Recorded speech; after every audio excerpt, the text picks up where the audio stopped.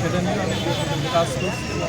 আশা করা যায় আগামী 1-2 সপ্তাহের মধ্যে বর্জ্য নিষ্কাশন আমরা দ্রুত একটা সমাধান করতে পারবো। অলরেডি আমরা বিভিন্ন স্পট নির্ধারণ করে দিয়েছি এবং আমাদের গাড়িগুলি কোন স্পটে থাকবে, ময়লাগুলো কখন পরিষ্কার করবে, বাজার পৌরসভায় দীর্ঘদিন ধরে রাত্রে অর্থাৎ সন্ধ্যার পরে ময়লা পরিষ্কার করার কাজ চলবে।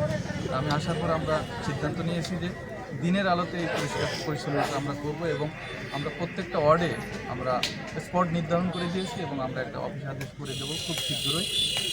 এরপরে সেটা হচ্ছে জলাবদ্ধতা। জলাবদ্ধতা নিয়ে আমরা আপাতত এই বালিয়ার খাল, একটা খাল আমি নিজে রেকি করেছি এবং এই খালের আউটফল থেকে শুরু করে কোথা থেকে শেষ কোথায় একটি ব্লকেজ আছে আমি দেখেছি এবং সে অনুযায়ী আমরা আজকে শুরু করছি। ইনশাআল্লাহ জলাবদ্ধতার একটা আমরা মোটামুটি একটা সমস্যা নিরসন করতে পারবো। ঠিক আছে, থ্যাংক ইউ।